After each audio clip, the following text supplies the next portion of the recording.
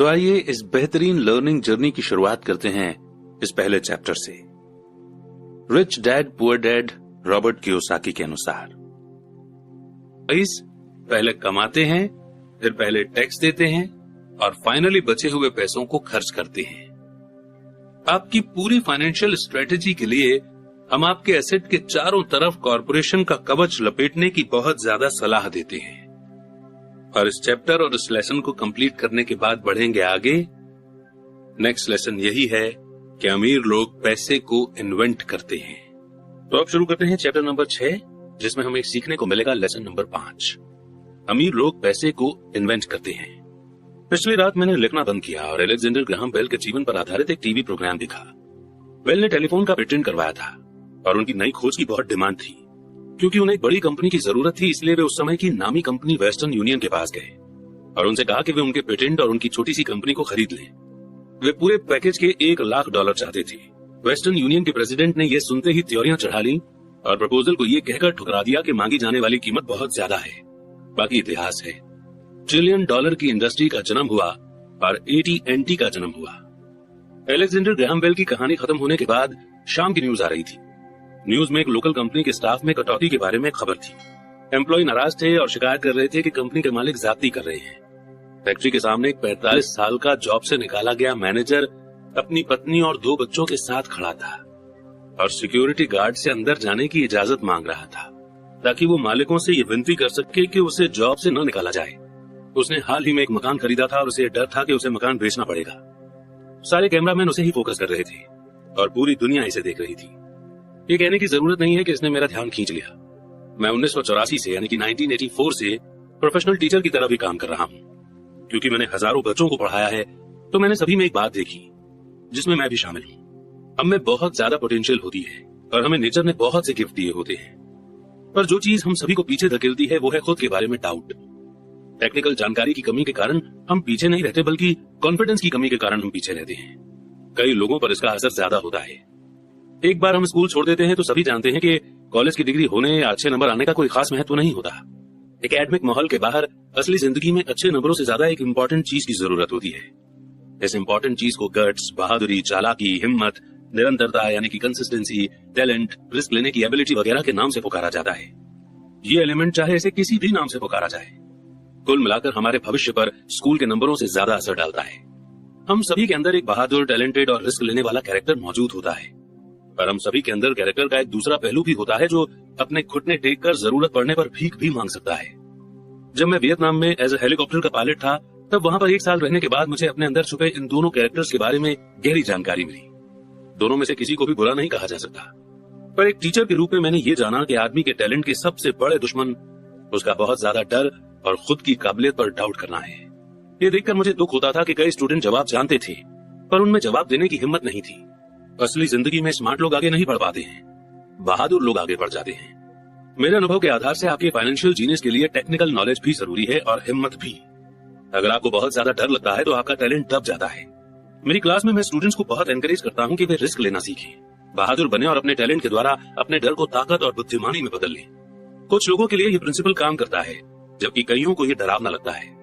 मैंने ये भी जाना है कि ज्यादातर लोग पैसे के बारे में बहुत सेफ गेम खेलना पसंद करते हैं। मैंने ऐसे सवाल भी सुने हैं कि रिस्क क्यों लिए जाए, अपने फाइनेंशियल IQ को डेवलप करने का झंझट क्यों उठाया जाए, मैं पैसे की समझ क्यों डेवलप करूं। और मैं जवाब देता हूं सिर्फ इसलिए ताकि आपके पास ज्यादा ऑप्शन हो। हमारे आगे बहुत बड़े बदलाव खड़े हुए हैं। जिस तरह मैंने इस चैप्टर की शुरुआत में young inventor Alexander Graham Bell की कहानी बताई थी, आगे आने वाले सालों में उनकी ही तरह कई और लोग होंगे। बिल गेट्स की तरह सैकड़ों लोग होंगे और दुनिया भर में हर साल माइक्रोसॉफ्ट जैसी बहुत सी सक्सेसफुल कंपनियां बनेगी और दिवालियापन, कंपनी बंद होने, स्टाफ निकालने जैसी बहुत सी घटनाएं भी होंगी। तो सवाल यह है कि आपको फाइनेंशियल IQ डेवलप करने के झंझट में क्यों पड़ना चाहिए? इसका जवाब कोई और नहीं दे सकता, आप खुद दे सकते हैं। पर मैं आपको बता सकता हूं कि मैं ऐसा क्यों करता हूं। मैं ऐसा इसलिए करता हूं क्योंकि आज का युग सबसे ज्यादा एक्साइटिंग टाइम है। मैं चाहता हूं कि मैं बदलाव से डरने के बजाय उसका स्वागत कर सकूं। मैं चाहता हूं कि मैं लाखों करोड़ों बनाने के बारे में एक्साइटेड रहूं, न कि सिर्फ अपनी सैलरी बढ़ने के बारे में। आज का युग सबसे ज्यादा एक्साइटिंग समय है जो दुनिया के इतिहास में पहले कभी नहीं देखा गया है। कई पीढ़ियों के बाद लोग इस युग को याद करते हुए ये कहेंगे कि ये कितना ज्यादा दिलचस्प रहा होगा। इसे पुराने की मौत और नए के जन्म का युग कहा जाएगा। इस युग में बहुत उथल पुथल थी और एडवेंचर भी था। तो अपने फाइनेंशियल आईक्यू को डेवलप करने का झंझट क्यों उठाया जाए? क्योंकि अगर आप ऐसा करते हैं तो आप ज्यादा अमीर हो जाएंगे, और अगर आप ऐसा नहीं करते हैं तो आगे आने वाला समय आपके लिए डरावना होगा। उस समय आप बहादुरी से आगे बढ़ने वाले लोगों को सक्सेसफुल होते हुए देखेंगे और पुराने प्रिंसिपल से जकड़े रहने वाले लोगों को फेल होते हुए देखेंगे। 300 साल पहले जमीन ही प्रॉपर्टी एसेट हुआ करती थी, इसलिए जिस आदमी के पास जमीन थी उसके पास बहुत पैसा था। फिर फैक्ट्रियां आई, प्रोडक्शन शुरू हुआ और अमेरिका ने अपना दबदबा बना लिया। इंडस्ट्रियलिस्ट के पास पैसा और एसेट्स आने लगे। आज इंफॉर्मेशन का युग है, इसलिए जिस आदमी के पास जितनी ज्यादा और जल्दी इंफॉर्मेशन आ जाती है वो अमीर हो जाता है। प्रॉब्लम यह है कि इंफॉर्मेशन दुनिया भर में लाइट की स्पीड से उड़ रही है। इस नए एसेट को सीमाओं और दायरों में नहीं बांधा जा सकता, जिस तरह जमीन या फैक्ट्रियों को बांधा जा सकता था। अब बदलाव ज्यादा तेज और बड़े होंगे। नए करोड़पतियों की संख्या में जबरदस्त बढ़ोतरी होगी। ऐसे भी लोग होंगे जो पीछे छूट जाएंगे। आज मैं इतने सारे लोगों को स्ट्रगल करते देखता हूँ और ज्यादा कड़ी मेहनत करते हुए देखता हूँ। और ऐसा सिर्फ इसलिए होता है क्योंकि वे पुराने विचारों को कसकर पकड़े रहते हैं। वे चाहते हैं कि चीजें उनके हिसाब से हों। वे बदलाव का विरोध करते हैं। मैं ऐसे लोगों को जानता हूं जिनकी जॉब छूट गई है, घर बिक गया है, और वे इसके लिए टेक्नोलॉजी या इकोनॉमी या अपने बॉस को दोष देते हैं। दुर्भाग्य से उन्हें यह महसूस ही नहीं होता कि वे भी प्रॉब्लम का कारण हो सकते हैं, पर विचार उनके सबसे बड़े दुश्मन बन जाते हैं। और ऐसा इसलिए होता है क्योंकि वे ये जान ही नहीं पाते कि जो विचार पुराने जमाने में एसेट था, आज इसलिए नहीं है क्योंकि जमाना आगे बढ़ चुका है। मैंने एक गेम बनाया है जिसका नाम है कैश फ्लो। एक दिन इस गेम की मदद से लोगों को फाइनेंशियल एजुकेशन दे रहा था। मेरा एक दोस्त किसी को अपने साथ लेकर आया ताकि वो भी सीख सके। मेरा दोस्त जिसे लेकर के आया था उसका हाल ही में तलाक हुआ था। तलाक के मुकदमे से उसे बहुत फाइनेंशियल लॉस हुआ था और वो अभी कुछ जवाब ढूंढ रही थी। उसके दोस्त को लगा कि शायद इस गेम से उसे कुछ सीखने मिलेगा। इस गेम को इस तरह से बनाया गया है ताकि लोग ये सीख सकें कि पैसा किस तरह काम करता है। खेलने के दौरान वे इनकम स्टेटमेंट और बैलेंस शीट के आपसी रिलेशन के बारे में सीखते हैं। वे सीखते हैं कि किस तरह दोनों के बीच कैश का फ्लो होता है और किस तरह हमें अपने एसेट बढ़ाने पड़ते हैं ताकि हर महीने हमें ज्यादा कैश मिलता रहे। एक बार आप इसे हासिल कर लेते हैं तो आप रैट रेस से बाहर निकल जाते हैं और फास्ट ट्रैक पर चल पड़ते हैं। जैसा मैंने कहा कि कुछ लोग इस गेम से नफरत करते हैं, कुछ इसे पसंद करते हैं और कुछ इसका मतलब ही नहीं समझ पाते। इस लेडी ने कुछ सीखने का सुनहरा मौका खो दिया। इस गेम को बेसिकली इस तरीके से डिजाइन किया गया है ताकि हम रियल लाइफ के डिसीजन को देख सकें कि वो कैसे हमारी जिंदगी को इफेक्ट करते हैं। तो हुआ ये कि इस लेडी को इस गेम के पहले राउंड में एक डू डैड मिला, यानी कार्ड में एक नाव निकली। अब डू डैड का मतलब है कि कोई ऐसी चीज जो एक लायबिलिटी है। जैसे कि इस लेडी के केस में इसे गेम में एक बोट मिली, तो ये इसकी लायबिलिटी थी, न कि कोई एसेट। अब इससे पहले तो वो खुश हुई, अरे वाह मेरे पास तो एक नाव है। फिर जब उसके दोस्त ने बताया कि किस तरह ये बोट उसके इनकम स्टेटमेंट और बैलेंस शीट पर काम करती है, तो वो नाराज हो गई क्योंकि उसे मैथ्स जरा भी पसंद नहीं था। जब उसका दोस्त इनकम स्टेटमेंट, बैलेंस शीट और मंथली कैश फ्लो के बारे में उसे समझाता रहा तो बाकी के प्लेयर शांति से इंतजार करते रहे। अचानक जब उसने ये जान लिया कि नंबर और फिगर किस तरह काम करते हैं, तो उसे ये जानकर झटका लगा कि उसकी नाव उसे जिंदा खा रही है। बाद में गेम में उसे और डू डैड्स मिले। उसने गेम में कोई एसेट नहीं बनाया, जिसकी वजह से वो ये गेम हार गई। क्लास के बाद उसका दोस्त आया और उसने मुझे बताया कि वो बहुत बेचैन है। वो क्लास में इन्वेस्टमेंट के बारे में सीखने के लिए आई थी और उसे ये बहुत मूर्खतापूर्ण लग रहा था कि इतने बेकार के गेम को खेलने में इतना ज्यादा समय बर्बाद किया जाए। उसके दोस्त ने उसे समझाने की कोशिश की कि वो अपने अंदर झांक कर देखे कि क्या ये गेम उसके किसी अंदरूनी पहलू को उजागर कर रहा था। इस सुझाव पर उस औरत ने अपना पैसा वापस मांग लिया। उसने कहा कि यह विचार मूर्खतापूर्ण है कि कोई गेम किसी के अंदरूनी पहलू को उजागर करता है। उसका पैसा तुरंत वापस कर दिया गया और वो वापस चली गई। मैं 1984 से करोड़ों कमा रहा हूँ, और सिर्फ इसलिए क्योंकि स्कूल सिस्टम वो नहीं सिखाता जो मैं सिखा रहा हूँ। स्कूल में ज्यादातर टीचर भाषण देते हैं। अपने स्टूडेंट लाइफ में मुझे भाषणों से चिढ़ थी। मुझे बहुत जल्दी बोरियत हो जाती थी और मेरा दिमाग इधर उधर भटकने लगता था। 1984 में मैंने खेल खेल में एजुकेशन देना शुरू किया। मैंने बड़े स्टूडेंट्स को एनकरेज किया कि वे इस गेम को नॉलेज बढ़ाने के पहलू से देखें कि वे क्या जानते हैं और उन्हें क्या सीखना चाहिए। सबसे इंपॉर्टेंट बात यह है कि इस गेम से आदमी के व्यवहार पर भी रोशनी पड़ती है। ये एक इंस्टेंट फीडबैक सिस्टम भी है। टीचर लेक्चर दे, इसके बजाय गेम एक पर्सनल लेक्चर बन जाता है जो आपके लिए ही बनाया गया है। उस लेडी के दोस्त ने बाद में मुझे पूरी बात बताने के लिए फोन किया। उसने कहा कि उसकी दोस्त अब शांत है और शांत होने के बाद उसने गेम और अपने जीवन के बीच में कुछ आपसी कनेक्शन भी महसूस किए हैं।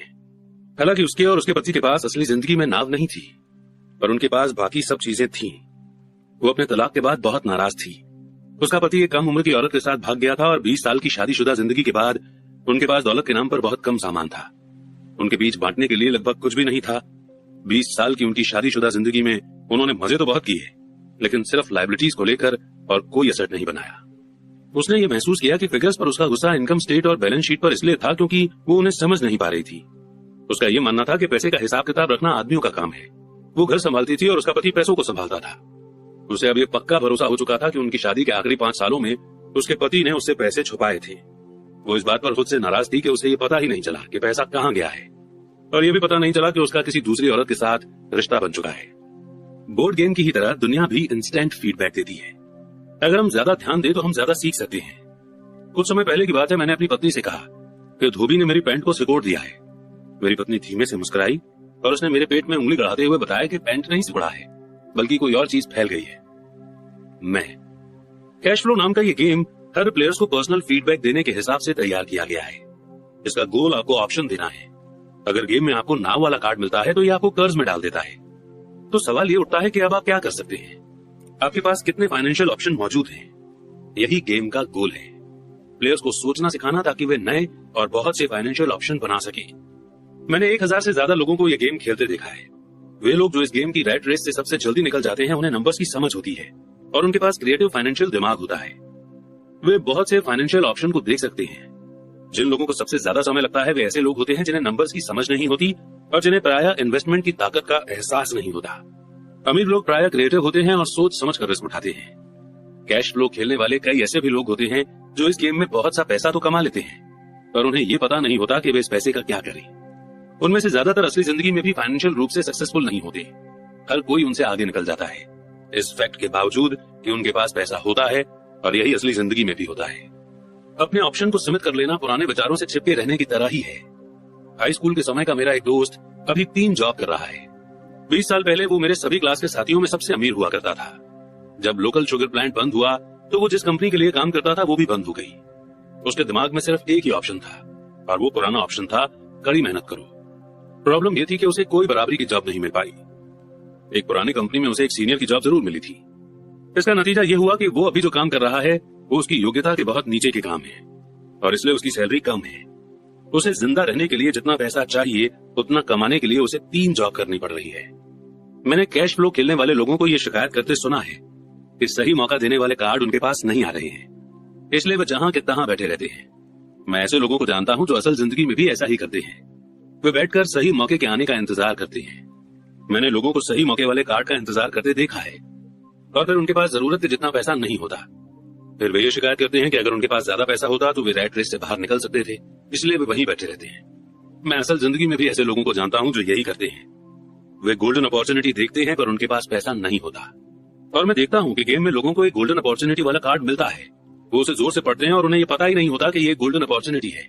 उनके पास पैसा भी होता है, समय भी सही होता है, कार्ड भी होता है, पर वे अपॉर्चुनिटी को नहीं देख पाते। वे देखने में फेल हो जाते हैं कि रैट रेस से बच निकलने के लिए ये किस तरह उनकी फाइनेंशियल प्लान में फिट होता है। और मेरी राय में इस तरह के लोग दूसरे सभी तरह के लोगों से ज्यादा संख्या में होते हैं। ज्यादातर लोगों को जिंदगी में एक बार मिलने वाला सुनहरा मौका उनके सामने पड़ा हुआ मिलता है, पर वे उसे देख नहीं पाते। 1 साल बाद उन्हें इसका पता चलता है, जब बाकी सभी लोग अमीर बन जाते हैं। फाइनेंशियल इंटेलिजेंस का मतलब है ज्यादा ऑप्शन होना। सवाल यह है कि अगर मौके आपके सामने नहीं आ रहे हैं तो आप अपनी फाइनेंशियल सिचुएशन सुधारने के लिए क्या कर सकते हैं। अगर कोई मौका आपकी गोद में आ रहा है और आपके पास पैसा नहीं है और बैंक वाले आपको उधार नहीं दे रहे हैं, तो आप उस मौके से कैसे फायदा उठा सकते हैं। अगर आपका अनुमान गलत है और अगर आप जिसकी उम्मीद करते हैं वो नहीं होता है, तो आप किस तरह से एक बुरी कंडीशन में भी मौका ढूंढ के उसे लाखों में बदल सकते हैं। यही फाइनेंशियल बुद्धि है। क्या होता है इससे हमारा ज्यादा मतलब नहीं है, बल्कि आप एक बुरी कंडीशन को लाखों में बदलने के लिए कितने अलग अलग तरह के फाइनेंशियल सॉल्यूशन खोज सकते हैं। इसका मतलब है कि आप अपनी पैसे की प्रॉब्लम को सुलझाने में कितने क्रिएटिव हैं। ज्यादातर लोग सिर्फ एक सॉल्यूशन जानते हैं, कड़ी मेहनत करो, बचत करो और उधार लो। तो आपको फाइनेंशियल इंटेलिजेंस क्यों बढ़ानी चाहिए? क्योंकि आप उस तरह के इंसान होना चाहते हैं जो अपनी किस्मत खुद बनाता है। आप जो होता है होने देते हैं और उसे बेहतर में बदलने की एबिलिटी रखते हैं। बहुत कम लोग ये समझ पाते हैं कि किस्मत भी हम ही बनाते हैं, जिस तरह की पैसा बनाया जाता है। अगर आप ज्यादा किस्मत वाले होना चाहते हैं और ज्यादा पैसा बनाना चाहते हैं तो कड़ी मेहनत करने के अलावा आपकी फाइनेंशियल बुद्धि इंपॉर्टेंट है। अगर आप उस तरह के आदमी हैं जो सही चीज होने का इंतजार करता है, तो शायद आपको बहुत लंबे समय तक का इंतजार करना पड़ेगा। ये तो उसी तरह की बात हो गई कि आप गैरेज से गाड़ी निकालने के पहले ये पक्का करना चाहते हैं कि अगले 5 मील तक की सभी स्ट्रीट लाइट्स ग्रीन हो। जब हम छोटे थे तो अमीर डैडी माइक और मुझे ये लगातार बताते थे, पैसा असली चीज नहीं है। अमीर डैडी हमें बार बार ये याद दिलाया करते थे कि जब हमने प्लास्टर ऑफ पेरिस से सिक्के ढाले थे तो हम पैसे के सीक्रेट के सबसे करीब आ गए थे, क्योंकि हम पैसा बना रहे थे। गरीब और मिडिल क्लास पैसे के लिए काम करते हैं, अमीर लोग पैसा बनाते हैं। आप पैसे को जितना असली समझेंगे, आप उसके लिए उतनी ही ज्यादा मेहनत से काम करेंगे। अगर आप इस विचार को मन में उतार लें कि पैसा असली चीज नहीं है, तो आप तेजी से अमीर बन सकते हैं। अगर पैसा असली चीज नहीं है तो फिर ये क्या है? माइक और मैं उनसे ये सवाल पूछते थे। पैसा वो है जिसके बारे में हम सहमत हो जाएं। अमीर डैडी इतना ही जवाब देते थे। हमारे पास जो इकलौती सबसे शक्तिशाली पूंजी या असेट है, वो है हमारा दिमाग। अगर इसे अच्छी तरह से ट्रेन कर दिया जाए तो ये एक पल में ढेर सारी दौलत बना सकता है। इतनी दौलत जो 300 साल पहले के राजाओं और रानियों ने सपने में भी नहीं देखी होगी। एक अनट्रेन्ड इंसान बहुत ज्यादा गरीबी भी बना सकता है, जो पीढ़ी दर पीढ़ी चलने के कारण कई पीढ़ियों तक बनी रह सकती है। इन्फॉर्मेशन के इस युग में पैसा मिनटों में बन जाता है। कुछ लोग तो जीरो से शुरू करके इतने ज्यादा अमीर हो जाते हैं कि कल्पना करना भी मुश्किल है, और इसके लिए वे सिर्फ कुछ आइडिया और कॉन्ट्रैक्ट का सहारा लेते हैं। आपको ये बात वे लोग आसानी से बता सकते हैं जो स्टॉक मार्केट में ट्रेडिंग करते हैं या दूसरे इन्वेस्टमेंट करते हैं, क्योंकि वहां ऐसा अक्सर होता रहता है। कुछ नहीं से तुरंत करोड़ों बनाए जा सकते हैं, और कुछ नहीं से मेरा मतलब है कि बिना पैसे के लेन देन के। तो अपने फाइनेंशियल टैलेंट को क्यों डेवलप करें, इसका जवाब सिर्फ आप ही दे सकते हैं। मैं आपको बता सकता हूं कि मैं इसे क्यों डेवलप कर रहा हूं। मैं ऐसा इसलिए करता हूं क्योंकि मैं तेजी से पैसा कमाना चाहता हूं। इसलिए नहीं कि मुझे इसकी जरूरत है, बल्कि इसलिए क्योंकि मैं ऐसा करना चाहता हूं। ये सीखने की एक दिलचस्प प्रोसेस है। मैं अपना फाइनेंशियल IQ इसलिए डेवलप करता हूं क्योंकि मैं दुनिया के सबसे तेज और सबसे बड़े गेम में हिस्सा लेना चाहता हूं, और अपने छोटे तरीके से मैं मानवता के विकास का हिस्सा होना चाहता हूं। एक ऐसे युग का जहां इंसान पूरी तरह से सिर्फ अपने दिमाग से काम करते हैं, शरीर से नहीं। इसके अलावा यहाँ ज्यादा एडवेंचर है, यहाँ पैसा है, यहाँ डर है, यहाँ मजा है। इसलिए मैं अपनी फाइनेंशियल इंटेलिजेंस में इन्वेस्ट करता हूँ और अपने सबसे पावरफुल एसेट को डेवलप करता हूँ। मैं बहादुरी से आगे बढ़ने वाले लोगों के साथ होना चाहता हूँ। मैं पीछे रह जाने वाले लोगों के साथ नहीं रहना चाहता। मैं पैसा बनाने का एक आसान सा एग्जाम्पल देना चाहता हूँ। 1990 के दशक की शुरुआत में फिनिक्स की इकोनॉमी बहुत बुरी थी। मैं good morning America TV serial देख रहा था जब एक फाइनेंशियल प्लानर आया और उसने निराश करने वाली भविष्यवाणियां करना शुरू कर दिया। उसकी सलाह थी, पैसे बचाओ, हर महीने $100 बचाएं और 40 सालों में आप भी करोड़पति बन सकते हैं। खैर, हर महीने एक फिक्स अमाउंट बचाना भी एक अच्छा विचार है। ये एक ऑप्शन है, और एक ऐसा ऑप्शन जिसे बहुत से लोग मान लेंगे। प्रॉब्लम यह है कि ऐसा करने से आदमी ये नहीं जान पाता कि उसके आसपास क्या हो रहा है। वो अपने पैसे में ज्यादा इंपॉर्टेंट बढ़ोतरी के मौकों का बड़ा फायदा नहीं उठा पाता। दुनिया उसके पास से गुजरकर आगे बढ़ जाती है। जैसा मैंने कहा, इकोनॉमी उस समय बहुत बुरे हाल में थी। इन्वेस्टर्स के लिए ये एक आइडियल मार्केट कंडीशन थी। मेरा काफी पैसा उस समय स्टॉक मार्केट और अपार्टमेंट हाउसेस में फंसा हुआ था। मेरे पास कैश में पैसा नहीं था क्योंकि हर कोई बेच रहा था, इसलिए मैं खरीद रहा था। मैं पैसे बचा नहीं रहा था, मैं इन्वेस्ट कर रहा था। मेरी पत्नी और मेरे पास $10 लाख से ज्यादा कैश थे, जो तेजी से बढ़ते हुए मार्केट में काम कर रहे थे। इन्वेस्टमेंट करने के लिए ये सबसे बढ़िया मौका था। इकोनॉमी की हालत डराने वाली थी। मैं बहुत छोटे छोटे इन्वेस्टमेंट के बारे में तो नहीं बता सकता, पर कई बड़ी बातें जरूर बताना चाहूंगा। वे घर जिनकी कीमत कभी 1 करोड़ रुपए होती थी, वो अब 75 लाख रुपए के हो गए थे। पर लोकल रियल एस्टेट ऑफिस में खरीदारी करने के बजाय मैंने दिवालिया वकील के ऑफिस या अदालत की सीढ़ियों पर खरीदारी करना शुरू किया, क्योंकि यहाँ पर हमें वो डील्स मिल जाती हैं जो कहीं नहीं मिलती। फॉर एग्जाम्पल, अगर किसी ने घर लोन पर लिया था और अब वो उसकी पेमेंट नहीं कर पा रहा है, तो बैंक सस्ते दाम पर वो घर बेचता है, और मैं इसी तरीके के घर खरीदना चाहता था। इन जगहों पर 75 लाख रुपए का घर 20 लाख रुपए या इससे भी कम में खरीदा जा सकता था। मैंने अपने दोस्त से 2 लाख रुपए का लोन लिया। 90 दिनों के इस लोन पर इंटरेस्ट 2000 रुपए था। मैंने वकील को कैशियर का चेक दिया। जब कॉन्ट्रैक्ट का प्रोसेस चल रहा था, तब मैंने न्यूज़पेपर में एक ऐड दिया कि 75 लाख रुपए का घर सिर्फ 60 लाख रुपए में सेल पर है और किसी डाउन पेमेंट की जरूरत नहीं है। मेरा फोन धड़ाधड़ बजने लगा। पोटेंशियल बायर्स को छांटा गया, और एक बार जब मकान कानूनी रूप से मेरे नाम हो गया, तो सभी पोटेंशियल बायर्स को घर देखने की इजाजत दे दी गई। वो घर कुछ ही मिनटों में बिक गया। मैंने 25,000 रुपए की प्रोसेसिंग फी मांगी, जो उन्होंने खुशी खुशी दे दी, और इसके बाद कानूनी नाम बदलने का प्रोसेस शुरू हो गया। मैंने अपने दोस्त के 2 लाख के कर्ज में 2000 रुपए इंटरेस्ट मिलाकर उसे दे दिए। वो खुश था, घर खरीदने वाला खुश था, वकील भी खुश था, और मैं भी खुश था। मैंने 20 लाख रुपए में खरीदे गए घर को 60 लाख रुपए में बेच दिया। मेरे पास खरीदार का शपथ पत्र यानी कि एफिडेविट था, जिसने मेरे एसेट वाले कॉलम में 40 लाख रुपए जमा कर दिए थे। इस पूरे प्रोसेस में कुल 5 घंटे लगे थे। तो अब जबकि आप में पैसे की समझ आ चुकी है और आप नंबर्स को पढ़ सकते हैं, मैं आपको ये दिखाऊंगा कि किस तरह पैसे को इन्वेंट करके और पैसे बनाते हैं। मंदी के बाजार में अपने खाली समय में मैंने और मेरी पत्नी ने इस तरह के 6 डील निपटाए, जबकि हमारा ज्यादातर पैसा बड़ी प्रॉपर्टीज और स्टॉक मार्केट में फंसा हुआ था। हम खरीदने और बेचने के सौदों में अपने एसेट वाले कॉलम में 2 करोड़ रुपए बनाने में कामयाब हो गए थे, और इस तरह साल की एस्टिमेटेड इनकम 19 लाख हो गई थी, और इसका ज्यादातर हिस्सा हमारे प्राइवेट कॉर्पोरेशन द्वारा सुरक्षित था। हर साल मिलने वाले इस 19 लाख रुपए का बड़ा हिस्सा हमारी कंपनी की car, petrol, trips, insurance, clients के साथ डिनर वगैरह चीजों पर खर्चा हो सकता था, जब तक गवर्नमेंट को उस इनकम पर टैक्स लगाने का मौका मिलता तब तक ये कानूनी रूप से खर्च हो चुका था। इसमें से कौन सी सलाह आपको ज्यादा मुश्किल लगती है? एक, कड़ी मेहनत करो, 50% की रेट से टैक्स चुकाओ और फिर जो रकम बचती है उसमें से सेव करो। आपकी सेविंग पर आपको 5% इंटरेस्ट मिलता है, जिस पर एक बार फिर टैक्स लगता है। या फिर ऑप्शन 2, पैसे की समझ डेवलप करने का समय निकालो, अपने दिमाग और एसेट वाले कॉलम की ताकत का इस्तेमाल करो। अब आप समझ सकते हैं कि मैं क्यों चुपचाप अपना सिर हिलाता हूं जब मैं लोगों को ये कहते सुनता हूं, मेरा बच्चा स्कूल में अच्छी पढ़ाई कर रहा है और उसे अच्छी एजुकेशन मिल रही है। वो अच्छी हो सकती है, पर क्या वो काफी है? मैं जानता हूं कि ऊपर बताई गई इन्वेस्टमेंट टेक्निक एक छोटी सी टेक्निक है। इसे ये बताने के लिए लिखा गया है कि किस तरह एक छोटी सी रकम बड़ी रकम में बदल सकती है। एक बार फिर मेरी सक्सेस ये बताती है कि स्ट्रॉन्ग फाइनेंशियल फाउंडेशन कितना इंपॉर्टेंट होता है, जो स्ट्रॉन्ग फाइनेंशियल एजुकेशन से शुरू होता है। मैंने इसे पहले कहा है और ये इतना इंपॉर्टेंट है कि मैं एक बार इसे फिर दोहराना चाहता हूं। फाइनेंशियल बुद्धि यानी कि financial intelligence 4 main technical skill से मिलकर बनती है। 1, फाइनेंशियल लिटरेसी यानी नंबर्स को पढ़ने की एबिलिटी। 2, इन्वेस्टमेंट की स्ट्रेटेजी यानी पैसे द्वारा पैसे बनाने का साइंस। 3, मार्केट की डिमांड और सप्लाई। अलेक्जेंडर ग्रैहम बेल ने मार्केट को वो दिया जो इसे चाहिए था। यही बिल गेट्स ने भी किया। ये मौका भी मार्केट ने दिया था कि 20 लाख रुपए में कोई मकान खरीदकर उसे 60 लाख रुपए में बेच दिया जाए, जबकि उसकी असली कीमत 75 लाख रुपए थी। कोई खरीद रहा था, कोई बेच रहा था। और चौथी स्किल हमें चाहिए कानून की यानी कि लॉ की। अकाउंटिंग, कॉर्पोरेट लॉ और पॉलिसी के बारे में अवेयरनेस। मैं रूल्स के अंदर रहकर खेलने की सलाह देता हूं। अगर आप अपने पैसे इन्वेस्ट करना चाहते हैं तो आप में ये बेसिक फाउंडेशन होनी चाहिए या इन स्किल्स का कॉम्बिनेशन होना चाहिए। चाहे आप छोटे घर, बड़े अपार्टमेंट, कंपनियां, stock, bond, mutual fund, precious metal, baseball card खरीद कर करें या फिर इसी किस्म का कोई दूसरा काम करें।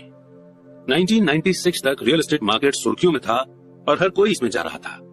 स्टॉक मार्केट भी बूम हो रहा था और हर कोई उसमें भी जा रहा था। लेकिन मैं इससे बाहर निकलने का सोच रहा था क्योंकि मार्केट में अब इतनी अपॉर्चुनिटीज नहीं थी। मैं सिर्फ आपको इतनी सी बात बताना चाहता हूं कि इन्वेस्टमेंट आते जाते रहते हैं, मार्केट घटता बढ़ता रहता है, इकोनॉमी सुधरती बिगड़ती रहती है, दुनिया आपको हर दिन जिंदगी के अनूठे मौके देती रहती है। आपकी जिंदगी के हर दिन पर अक्सर हम उन्हें देख नहीं पाते हैं, लेकिन वे होते हैं। और दुनिया और टेक्नोलॉजी जितनी ज्यादा बदलती है, आपके और आपके परिवार के लिए परमानेंट फाइनेंशियल सिक्योरिटी के लिए उतने ही ज्यादा मौके होते हैं। तो अपनी फाइनेंशियल बुद्धि को डेवलप करने का झंझट क्यों उठाया जाए? एक बार मैं फिर यही कहूंगा कि इसका जवाब आप दे सकते हैं। मैं जानता हूं कि मैं क्यों इसे सीखता और डेवलप करता हूं। मैं ऐसा इसलिए करता हूं क्योंकि मुझे पता है कि बदलाव हो रहे हैं और होने वाले हैं। मैं बदलावों का स्वागत करना चाहता हूं और अतीत से चिपके नहीं रहना चाहता हूं। मैं जानता हूं कि मार्केट में उतार चढ़ाव आएगा। मैं लगातार अपनी फाइनेंशियल इंटेलिजेंस को डेवलप करना चाहता हूं क्योंकि मार्केट में हर बदलाव पर कुछ लोग अपनी जॉब के लिए घुटने टेक कर भीख मांगेंगे। इसी समय कई दूसरे लोग जिंदगी द्वारा दिए गए प्रॉब्लम्स को लेकर उन्हें करोड़ों में बदल लेंगे। और हमें ये नहीं भूलना चाहिए कि हमें कभी कभार जिंदगी प्रॉब्लम्स दे देती है और इन प्रॉब्लम्स को अच्छी अपॉर्चुनिटी में बदलना ही फाइनेंशियल इंटेलिजेंस है। मुझसे अक्सर पूछा जाता है कि मैं अपनी प्रॉब्लम्स को किस तरह से करोड़ों में बदल देता हूँ। व्यक्तिगत तौर पर मैं पर्सनल इन्वेस्टमेंट के कई और एग्जाम्पल देने में झिझकता हूँ। मैं इसलिए झिझकता हूँ क्योंकि मुझे डर है कि मुझे बड़बोला या फिर अपनी शेखी बघारने वाला कहा जाएगा। ये मेरा इरादा नहीं है। मैं सिर्फ इसलिए एग्जाम्पल देता हूँ ताकि उसके नंबर और टाइमिंग से सच्ची और आसान घटनाओं को बताया जा सके। मैं एग्जाम्पल इसलिए देता हूँ ताकि आपको ये बता सकूं कि ये आसान है, ये ज्यादा आसान है अगर आप फाइनेंशियल इंटेलिजेंस के 4 पिलर्स के बारे में जानते हैं।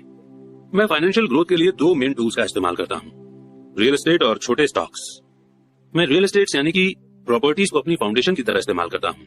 हर दिन मेरी प्रॉपर्टीज कैश फ्लो जनरेट करती हैं और उनकी वैल्यू बढ़ती जाती है। छोटे कैपिटल के स्टॉक्स को तेज ग्रोथ के लिए इस्तेमाल किया जाता है। मैं अपने द्वारा दी गई हर चीज करने की सलाह नहीं देता।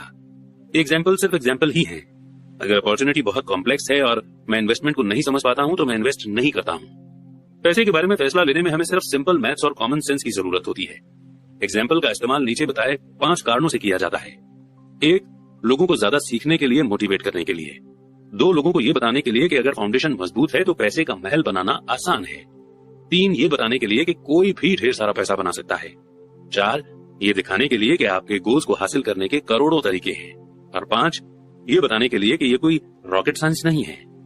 मैं आपको एक और एग्जांपल देता हूं। 1989 में मैं ओरेगोन के पोर्टलैंड में एक खूबसूरत जगह पर जॉगिंग किया करता था। ये एक टाउन था जहां छोटे छोटे घर बने हुए थे। वे छोटे और सुंदर थे। हर कहीं मुझे बिकाऊ है यानी फॉर सेल के बोर्ड दिखते थे। टिम्बर मार्केट का बुरा हाल था। स्टॉक मार्केट में क्रैश हुआ था और इकोनॉमी में मंदी थी। एक सड़क पर मैंने एक फॉर सेल का बोर्ड देखा जो वहां काफी लंबे समय से लगा हुआ था। वो पुराना लग रहा था। एक दिन इसके पास से जॉगिंग करते समय मेरी मुलाकात इसके मालिक से हो गई जो परेशान दिख रहा था। मैंने पूछा, आपने अपने घर की कीमत क्या लगाई है? मालिक घूमा और कमजोर मुस्कुराहट के साथ कहा, आप कीमत लगा लें, ये 1 साल से ज्यादा समय से फॉर सेल के लिए है और अब तक इसे कोई देखने तक नहीं आया। मैं इसे देखूंगा, मैंने कहा, और आधे घंटे बाद मैंने इसे 20 लाख रुपए में खरीद लिया, जो उसके द्वारा मांगी गई कीमत से कम थी। मैंने इन 20 लाख में से 5 लाख खुद के दिए और 15 लाख रुपए का लोन लिया। ये 2 बेडरूम का छोटा सा सुंदर सा घर था, जिसकी खिड़कियों पर जिंजर ब्रेड का ट्रिम बना हुआ था। ये 1930 में बना था और इसका रंग हल्का नीला था। अंदर एक सुंदर चट्टानी अंगीठी थी और 2 छोटे छोटे बेडरूम थे। ये रेंट पर देने के लिए एक परफेक्ट घर था। इस घर की कीमत कम से कम 45 लाख होगी, जो कि मैंने 20 लाख रुपए में खरीदा था। मैंने मालिक को 45 लाख रुपए के घर के लिए 5 लाख रुपए कैश दिए और 15 लाख बैंक से लोन लेकर के दिया। लेकिन इस घर की नॉर्मल समय में कीमत कम से कम 65 लाख होगी। अभी मार्केट डाउन होने की वजह से कोई खरीद नहीं रहा था। मालिक ने 1 हफ्ते में इसे खाली कर दिया और वो इससे पीछा छुड़ाकर खुश हुआ। मेरा पहला किराएदार वहां आ गया, जो कि एक लोकल कॉलेज में प्रोफेसर था। लोन की इंस्टॉलमेंट, खर्च और मैनेजमेंट फीस चुकाने के बाद हर महीने के आखिर में मेरी जेब में 4000 रुपए आते थे, जो कि बहुत बड़ी रकम नहीं थी। 1 साल बाद ओरेगॉन का रियल एस्टेट मार्केट मंदी से उबर आया और बढ़ने लगा, जिसकी वजह से उसके बायर्स बढ़ गए। मैंने उस छोटे से घर को कैलिफोर्निया से आए एक यंग कपल को 95 लाख रुपए में बेच दिया, यानी कि 95 लाख रुपीस में, जिन्हें यह बहुत सस्ता सौदा लग रहा था। इस सौदे में लगभग मुझे 40 लाख रुपए का कैपिटल गेन हुआ, जो मैंने 1031 के टैक्स फ्री एक्सचेंज में रख दिए और मैं अपने पैसे को लेकर कोई बड़ी प्रॉपर्टी खरीदने चल दिया। आई होप आपको 1031 एक्सचेंज याद होगा, जो हमने पिछले चैप्टर में आपको बताया था कि ये अमेरिका में एक लॉ है कि अगर आप एक घर को बेचकर उसके प्रॉफिट से दूसरा घर ले लेते हैं तो आपको कोई टैक्स नहीं लगेगा। एनीवेज, रॉबर्ट कहते हैं कि 1 महीने में मुझे बीवर्टन ओरेगॉन में इंटेल प्लांट के पास एक 12 यूनिट का अपार्टमेंट मिल गया। उसके मालिक जर्मनी में रहते थे और उन्हें इसकी कीमत का अंदाजा नहीं था। एक बार फिर से वे इससे पीछा छुड़ाना चाहते थे। मैंने 4.5 करोड़ की बिल्डिंग के लिए 3.25 करोड़ रुपए का ऑफर दिया। वे 3 करोड़ रुपए पर मान गए और मैंने इसे खरीद लिया और इसे 2 साल तक अपने पास रखा। फिर उसी 1031 एक्सचेंज प्रोसेस का फायदा उठाते हुए मैंने उस बिल्डिंग को 4.5 करोड़ रुपए में बेच दिया और एरिजोना फिनिक्स में एक 30 यूनिट का अपार्टमेंट खरीद लिया। तब तक हम फिनिक्स चले गए थे और वैसे भी हमें इसे बेचना था। पहले जो हाल ओरेगॉन के मार्केट का था, वही मंदी का माहौल फिनिक्स के लिए रियल एस्टेट मार्केट में देखने को मिला। फिनिक्स में 30 यूनिट की एक अपार्टमेंट बिल्डिंग की कीमत 8.5 करोड़ रुपए थी, जिसमें से 2.25 करोड़ यानी कि 2.25 करोड़ रुपए डाउन पेमेंट देना था। 30 यूनिटों से आने वाला कैश फ्लो 5 लाख रुपए हर महीने से कुछ ज्यादा था। एरिजोना का मार्केट भी बढ़ने लगा और 1996 में एक कोलोराडो के इन्वेस्टर ने हमें इस प्रॉपर्टी के लिए 12 करोड़ रुपए देने का ऑफर रखा। मेरी पत्नी और मैं बेचने पर सोच रहे थे, पर हमने ये देखने का इंतजार किया कि क्या कांग्रेस कैपिटल गेन लॉ में बदलाव करेगी। अगर वो बदलाव करती है तो प्रॉपर्टी की कीमत 15 से 20% तक बढ़ जाएगी। इसके अलावा हर महीने हमें 5 लाख रुपए मिलते रहना अच्छा लगता था। इस एग्जाम्पल में मुद्दे की बात यह है कि किस तरह एक छोटी रकम एक बड़ी रकम में बदली जा सकती है। एक बार फिर मैं ये कहना चाहता हूँ कि इसके लिए फाइनेंशियल स्टेटमेंट्स, इन्वेस्टमेंट की स्ट्रेटेजी, मार्केट की समझ और लॉ की जानकारी होना जरूरी है। अगर लोग इन बातों के बारे में जानकारी नहीं रखते हैं तो साफ है कि वे स्टैंडर्ड सलाह को फॉलो करेंगे, जो कि कहती है सेफ गेम खेलना चाहिए और सेफ इन्वेस्टमेंट में पैसा लगाना चाहिए। सेफ इन्वेस्टमेंट के साथ प्रॉब्लम यह है कि वे मौके बहुत कम प्रॉफिट देते हैं। उन्हें इतना ज्यादा सेफ बना दिया जाता है कि उनसे मिलने वाला प्रॉफिट कम हो जाता है। ज्यादातर बड़े ब्रोकरेज हाउस रिस्क भरे सौदों से बचते हैं ताकि वे खुद की और अपने कस्टमर्स की सुरक्षा कर सकें, और ये पॉलिसी की समझदारी भी है। असली हॉट डील्स नौसिखियों को नहीं दी जाती। अक्सर बेस्ट डील्स उन लोगों के लिए रखे जाते हैं जो इस गेम को अच्छी तरह से समझते हैं, और ऐसे डील्स अमीरों को और भी ज्यादा अमीर बना देते हैं। वैसे भी इस तरह के रिस्क भरे डील नौसिखियों के सामने रखना टेक्निकल रूप से गैर कानूनी यानी कि इलीगल माना जाता है, पर ऐसा भी कभी कभार होता है। मैं जितना ज्यादा पॉलिश्ड होता जाता हूँ उतने ही मौके मुझे मिलते जाते हैं। जिंदगी में फाइनेंशियल इंटेलिजेंस डेवलप करने का एक और फायदा ये होता है कि इससे आपके सामने ज्यादा मौके आते हैं, और आपकी फाइनेंशियल बुद्धि जितनी ज्यादा बढ़ती जाती है, आपके लिए ये बताना आसान होता जाता है कि कोई डील अच्छा है या बुरा। आपकी बुद्धि तुरंत एक बुरे डील को पहचान सकती है या एक बुरे डील को अच्छे डील में बदल सकती है। मैं जितना ज्यादा सीखता हूँ, और सीखने के लिए अभी बहुत कुछ बाकी है, मैं उतना ही ज्यादा पैसा सिर्फ इसलिए कमाता हूँ क्योंकि समय के साथ साथ मेरा एक्सपीरियंस और बुद्धि बढ़ती जाती है। मेरे कुछ दोस्त अब भी सेफ गेम खेल रहे हैं और अपने प्रोफेशन में कड़ी मेहनत कर रहे हैं, पर उनकी फाइनेंशियल बुद्धि डेवलप नहीं हो पाई है, जिसे डेवलप होने में बहुत समय लगता है। मेरी टोटल फिलॉसफी है कि अपने एसेट वाले कॉलम में बीज बोना। ये मेरा फॉर्मूला है। मैं छोटे पैमाने पर शुरू करता हूँ और बीज बोता हूँ। कुछ बीज उग जाते हैं और कुछ नहीं उगते। हमारे रियल एस्टेट कॉर्पोरेशन में हमारे पास करोड़ों रुपए की प्रॉपर्टी है। ये हमारा अपना REIT यानी कि रियल एस्टेट इन्वेस्टमेंट ट्रस्ट है। अब मैं आपको फेट की बात बताना चाहता हूँ कि इन करोड़ों में से कई प्रॉपर्टीज तो 5 लाख से 10 लाख रुपए के इन्वेस्टमेंट से शुरू हुई थी। कैश पैसे से खरीदी गई ये प्रॉपर्टीज खुशकिस्मती से तेजी से बढ़ते मार्केट में ज्यादा वैल्यू की हो गई थी और टैक्स से फ्री रहते हुए इन्हें खरीदा और बेचा गया था, और ऐसा कई सालों तक किया गया था। हमारा एक स्टॉक पोर्टफोलियो भी है जिसे मैं और मेरी पत्नी हमारा पर्सनल म्यूचुअल फंड कहते हैं। हमारे कुछ दोस्त हमारे जैसे इन्वेस्टर्स के साथ ही बिजनेस करते हैं जिनके पास हर महीने के इन्वेस्ट करने के लिए कुछ एक्स्ट्रा पैसा होता है। हम ज्यादा रिस्क वाली प्राइवेट कंपनियों के शेयर खरीदते हैं जो अमेरिका या कनाडा में स्टॉक एक्सचेंज पर पब्लिक होने जा रही हैं। कितनी तेजी से पैसा बढ़ता है इसका एग्जाम्पल देखिए। हमने कंपनी के पब्लिक होने से पहले 25 रुपए पर शेयर के रेट पर 1 लाख शेयर खरीदे।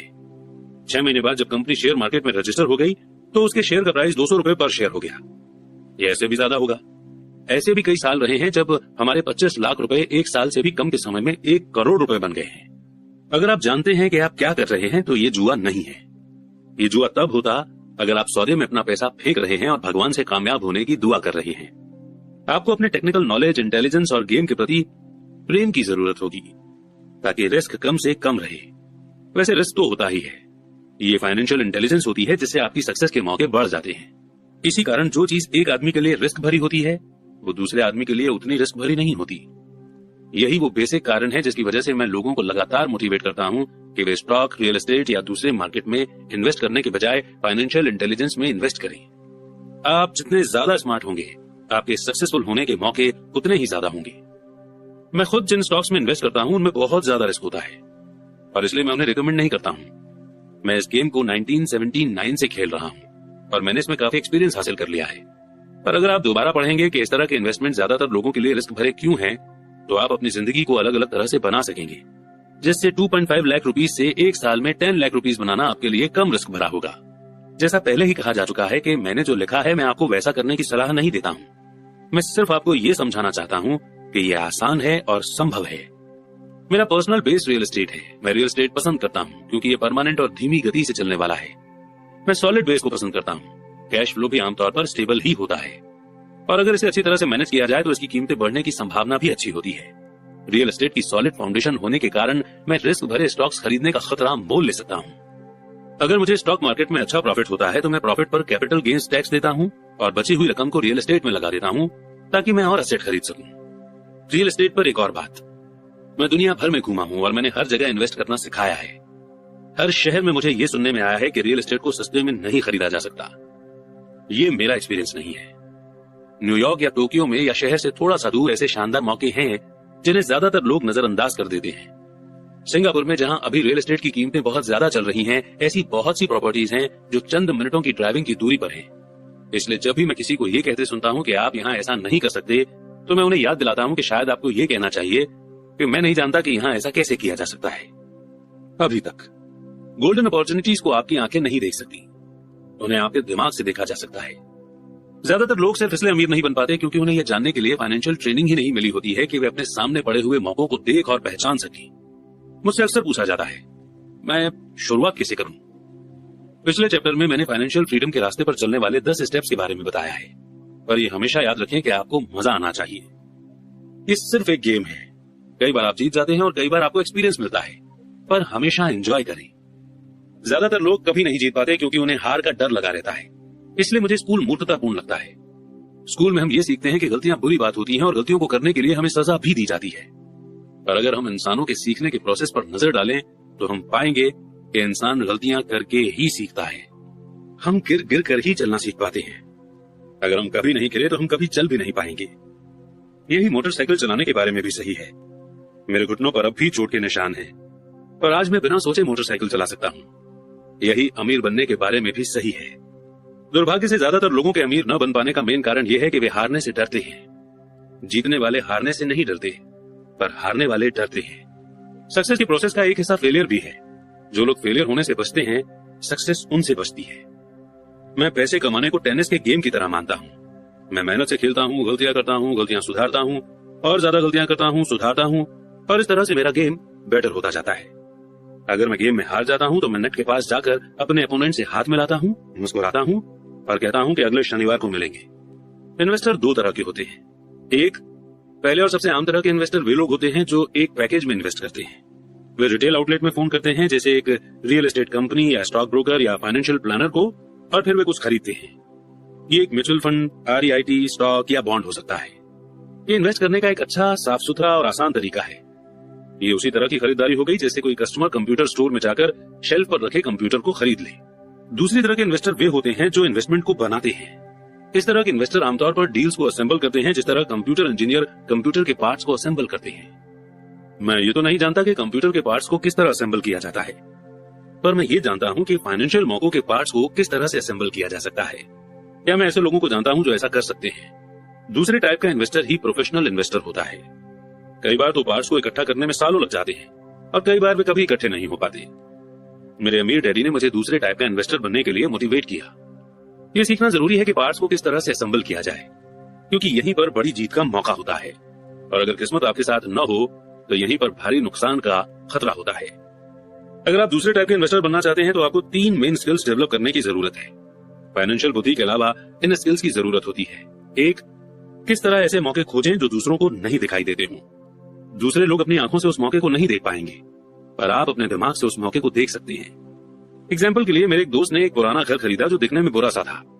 हर एक को हैरत थी कि उसने इसे क्यों खरीदा, पर दूसरे जो नहीं देख पाए थे और जो उसने देख लिया था वो ये था कि उस घर के साथ 4 खाली जमीन के टुकड़े भी थे। उसने एक कंपनी में जाकर पता कर लिया था। घर खरीदने के बाद उसने उसे तोड़ दिया और उन 5 प्लॉट को बिल्डर को बेच दिया। इस डील में उसे अपने प्रिंसिपल इन्वेस्टमेंट से 3 गुना ज्यादा पैसे मिले। तो उसने 2 महीने के काम में 75 लाख रुपए कमा लिए।